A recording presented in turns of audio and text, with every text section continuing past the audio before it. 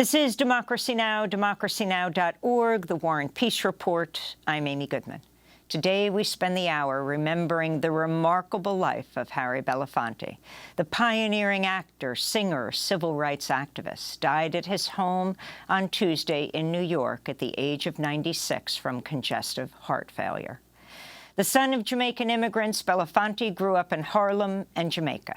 In the 1950s, he spearheaded the calypso craze, became the first artist in recording history with a million-selling album. He was also the first African-American actor to win an Emmy.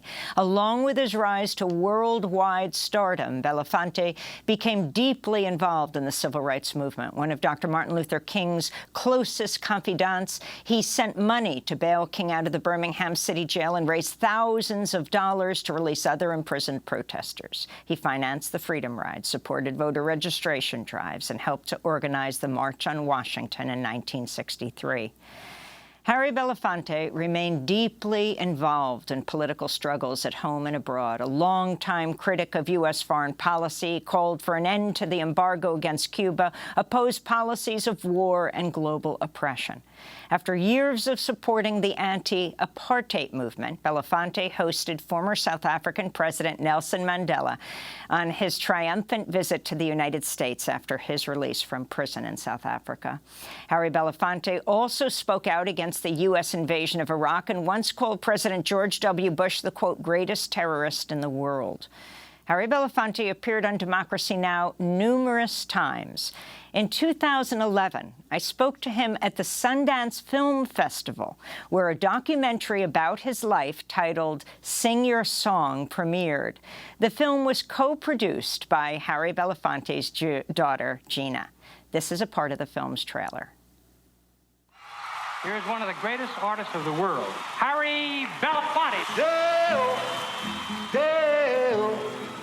Daylight come and we want go home.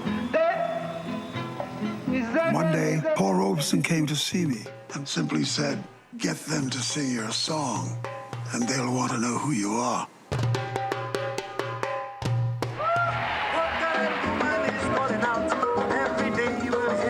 Even in that grainy black and white early TV, his personality came out.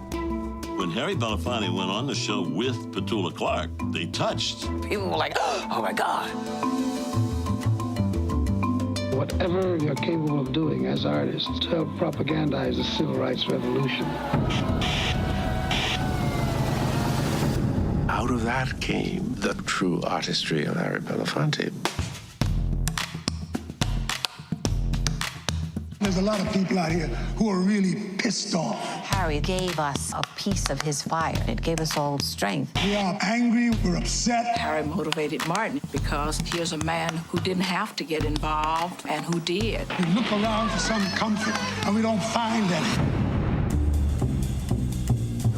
I remember once when he said, from the time I get up, the time I go to sleep, I seek out the injustices done to humankind. What do we want? What do you want?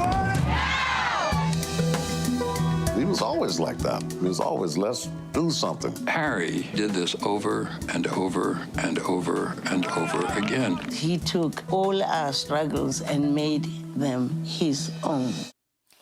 The trailer for the documentary Sing Your Song about the life of Harry Belafonte, who's died at the age of 96. The film premiered at the 2011 Sundance Film Festival in Park City, Utah, where I interviewed Harry. I asked him to talk about his first memories of being politically active. I'm not quite sure precisely when social and political activism became a visible brand of my DNA. But it seems to me that I was born into it. It is hard to be born into the experience in the world of poverty and not develop some instinct for survival and resistance to those things that oppress you. My mother was a feisty lady, although she had never gotten into a place of formal education. She came here and had to learn skills. She became a seamstress. She became an expert cook. She worked at odds and ends and jobs. She never resisted the opportunity to fight oppression. especially segregation and all the things that plagued people who were immigrants. In her resistance, she counseled us constantly.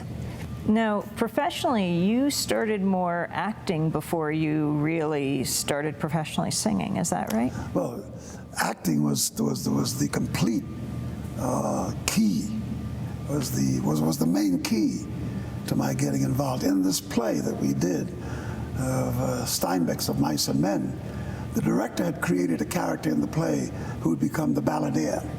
He would be a force.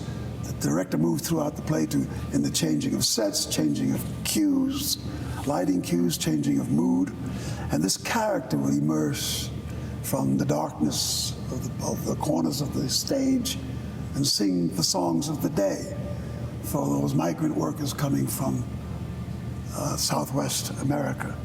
And most of the songs that I had to sing were the songs that had been written by Hugh Ledbetter and by Woody Guthrie. As a matter of fact, I opened the play with a Woody Guthrie song. Anyway, let me jump to the quick of this. It was approaching the material as an actor, because the director spent a lot of time on what the balladeer would do, how he would be positioned and how he would be positioned, what the intensity of the moment of singing the song would mean to the development of the play, of the scene. And in that context, I approached music as a tool that was really about social information. It wasn't just harmony and chords and notes and melody, all that was obvious, but it was the content and the power of song.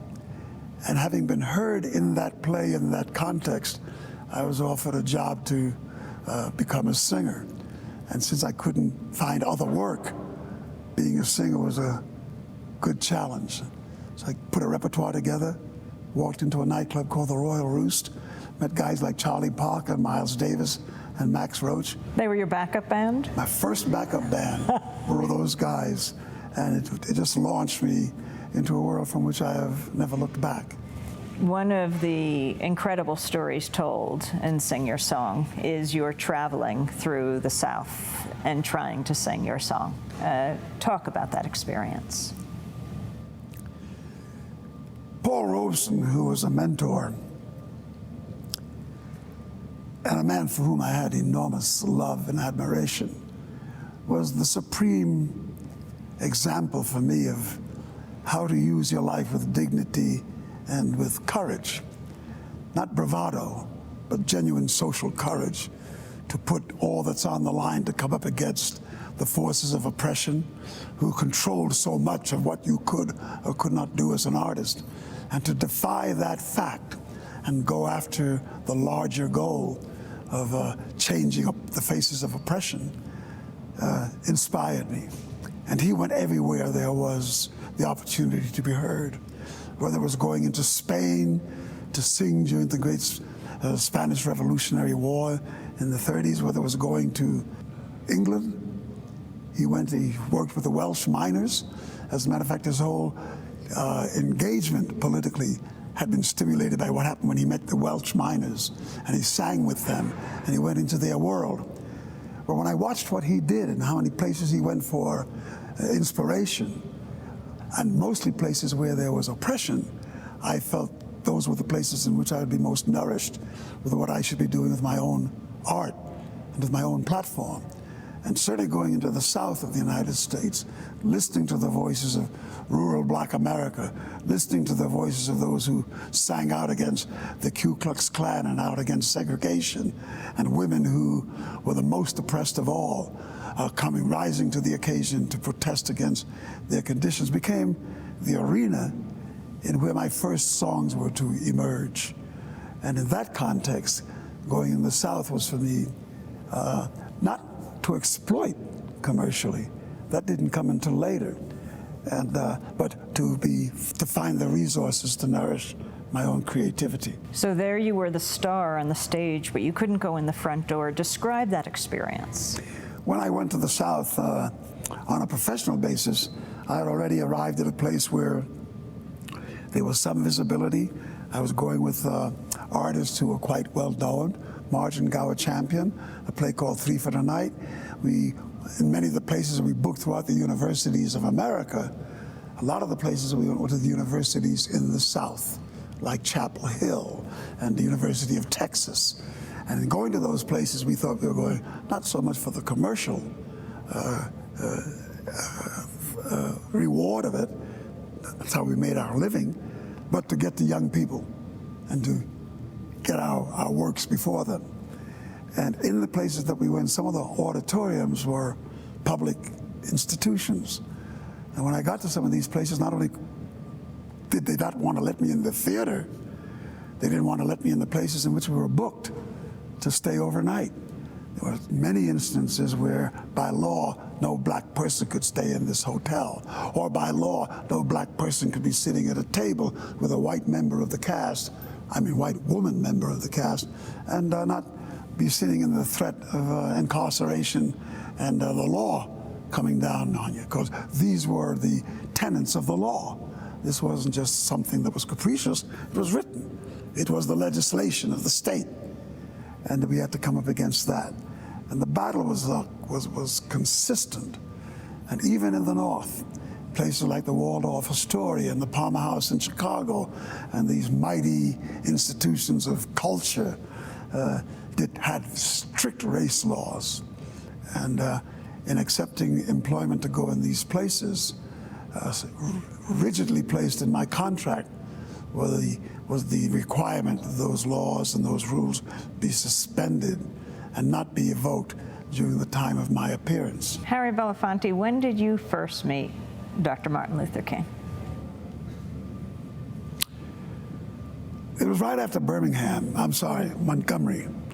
Right after the Montgomery bus boycott had taken hold, and the Montgomery Bus Boycott Association, the Montgomery Improvement Association. And we'd all heard about this young minister, and certainly we all heard of Rosa Parks. And I got a call, and before the strike had been settled even. They had not expected it to run so long. So this was in 1956? 1956. Dr. King called, and he was coming to New York to speak at the Abyssinia Baptist Church. There was, at that time, the head pastor was Adam Clayton Powell, who was in our Congress, and he was going to give a lecture to people from the ecumenical community. And he said, I'm coming to New York, and I'd love to have an opportunity to meet you. And I'd like to give you an idea of what it is that I do. And I was absolutely fascinated that he called, and I wanted very much to meet him. So I went up to the church to hear him speak. And at the end of his lecture, we would retire to the basement. And for what he said would just be a few minutes, almost at the end of 4 hours, we exchanged thoughts and feelings and passions. And at the end of that meeting, I knew that I would be in his service and focus on the cause of the desegregation movement, the right to vote, and all that he stood for. Although we understood how perilous the journey would be, we were not quite prepared for all that we had to confront. And I think it was the most important time in my life. I wanted to go to a clip from Sing Your Song of Dr. Martin Luther King. Dr. King, do you fear for your life? I'm more concerned about doing a good job, doing something for humanity and what I consider the will of God than about longevity. Ultimately, it isn't so important how long you live. The important thing is how well you live. I have some very sad news for all of you, and I think sad news for all of our fellow citizens and people who love peace all over the world. And that is that Martin Luther King was shot and was killed tonight in Memphis.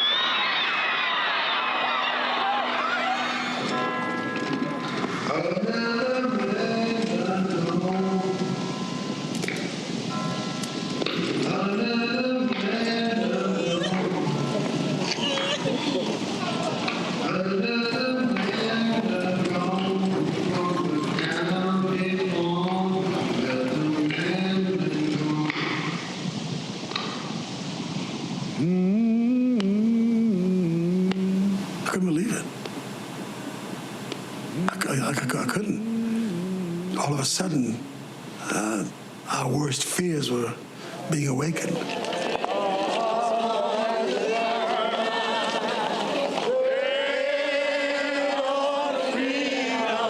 I really did not give myself much time to be preoccupied with any personal, deep sense of loss.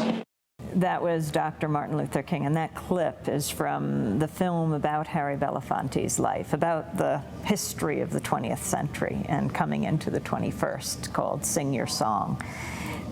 Harry, that relationship you had with Dr. King that went on for more than a decade until his assassination, how often did you speak? I would say easily we spoke every day.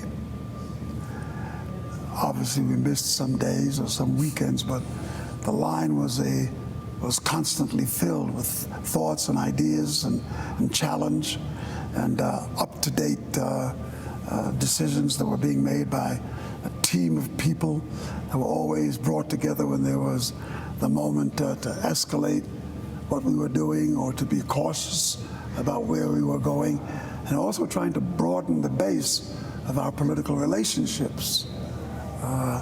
So much of what our mission was doing was very dependent on our relationship with the federal government, with the institutions of justice, because our plea was on a constitutional basis. The Constitution of the United States of America is being grossly violated by all the things that black people are experiencing. And if you don't have the instruments of government and the federal government on your side, including the courts, then you really can't do very much, because all the laws that bound us to such cruel experience were state laws, and there was no way to appeal the injustice within the state structure. So we had to find ways in which to broaden our campaign to include a national movement, and it becoming a national movement, to entice federal intervention. Do you know how many of those hundreds of conversations were recorded by the FBI? I think my safest bet would be all of them. I don't know when it would have started, but... have you gotten transcripts of those conversations? Yes, I've gotten transcripts. I've gotten some stuff from the Freedom of Information Act. What's very important is the fact that in the first 10 years of pursuing to get those files, I have letters that come from both the CIA and the FBI assuring me, with all honesty and without having done all due diligence and deep research, such documents don't exist. There are none. And eventually we had other sources that came through other ways in which they began to look through files and saw my name and situations. Like Taylor Branch, the historian. Taylor Branch, the historian, he was most revealing in what he had done with the research, but also journalists and other people who were digging to get stories on other subjects came across those files and informed us. And then finally, the FBI capitulated, and the first documents they sent, about hundreds of pages, 99% of those pages were just one big black stroke. So the insult against intelligence to send those kinds of files to a citizen whose rights were being violated was an insult to not only intelligence, but a crushing of the rights to information and to living in a society that is more open and transparent. Talk about the march from Selma to Montgomery and who you brought down and the fear at that time, and how these artists were also a kind of protection, the front lines, if you will, to protect the people who are at great risk, whose names were not famous. I think all the artists who did this understood that there was the threat to life, and that some irrational person somewhere or some irrational group somewhere would find it very adventurous to mark them as one of the targets. There'd be a lot of heroism coming from the clan of these retarded people, emotionally and socially, to say they killed a celebrity, which in fact became in vogue not too shortly after this period. Look what they did to John Kennedy and to so many others, Dr. King and etc. But these artists understood that. They were not blinded by it. They weren't blind to it, I should say. And by putting themselves on the line, it heightened public curiosity. And in heightening public curiosity, it meant that things were forced to be more transparent. And they weren't quite ready to reveal themselves that way. I'm talking about the opposition. Except it's important to note that at the very night of our concert and the night thereafter was when Mrs. Lewinsky was murdered. And as a matter of fact, in the car in which she had taken one of the members of our group to the airport, she was on her way back. Tony Bennett gave up his seat in that ride. Tony Bennett was there singing. He was there, and we gave up his seat to someone else, to Mrs. Lewinsky, and the young man that was with her. And she was a white woman who wanted to support the struggle, the civil rights struggle, by driving people. Yes. She was a member of the Automobile Workers Union, and she volunteered to come down and was one of the organizers. And she drove cars to give people facility back and forth to the different places in which artists had to reside. And in doing that service, on her way back from the airport, she fell a target to murderers who killed her. That was to have been Tony Bennett's car. It was also important, I think, because the kind of artists that came down didn't have a platform in which they were going to be very visible. Singers could always be heard, but Leonard Bernstein came down. And when he and I spoke, Leonard said, I don't sing, there'll be no orchestra to conduct, but morally I feel an obligation to let my presence be seen and to let people draw whatever strength from that they might be able to garnish, to know that their struggle has touched all of us. So there are many who people don't even know about. You also helped fund Freedom Summer. Yes. Talk about that, putting your finances behind the struggle. I mean, you now, what, in 55 or before, had the first gold record, Calypso, gold million-selling record. First one in this country. Some had singles, but you had the record. Yeah, it was the first album to achieve the sales of 1 million. And beyond all of the hoopla that came with that fact from the commercial end, the studio and the record company, what was very prophetic about that moment for me was that it became symbolic of an instruction that Paul Robeson had given me. And he said, get them to sing your song, and they'll want to know who you are. And in that little exchange down in the dressing room at the Village Vanguard, I woke up not too long after that wonderful piece of counsel to understand what he meant, because that album housed the song Banana Boat Day-O, and the whole world was singing the song in the literal sense. But also, when I looked at the thousands of people that came to the stadiums to hear that song and others, I realized that the world was singing my song. And in Robeson's counsel, this was the opportunity to begin to spread truth and to open up opportunities for information to flow. It was the opportunity to reach out to other artists who may not have been heard otherwise or needed to be heard, like Miriam Makeba. America knew nothing about the struggles of the people in Africa. Miriam Makeba came. She got the platform. Ed Sullivan was convinced that in his world, to let Miriam Makeba come on the program and to sing in Kosa. And for him, it was an adventure. And he had been told by the programmers that they're not going to understand. And he said, oh, they'll understand. Harry likes it. It's good enough for me. And we got on the air, and there was Miriam Makeba singing these songs, and her popularity became quite intense. Which was very important for the anti-apartheid struggle spreading into the United States. Absolutely. Not only the anti-apartheid struggle, but spread in the United States, but for a greater understanding of the liberation of the whole continent. because there was people like Sekou Touré and Nyerere and Tom Mboya, and all of the entire continent was awakened with the idea of liberation. And having African artists, eventually Huey Masekela and others, the whole idea of world music was seated in the fact that the Banana Boat, songs from the Caribbean, it opened up more music from Cuba, and the whole power in Afro-Cuban jazz, and what those great Cuban artists did, who pollinated American jazz with such great harmonies and song. All of that stuff was a melting pot for a greater truth. Harry Belafonte speaking in 2011 on Democracy Now! He died Tuesday of congestive heart failure at the age of 96 here in New York. To see the rest of that interview and all of our interviews with Harry, go to democracynow.org.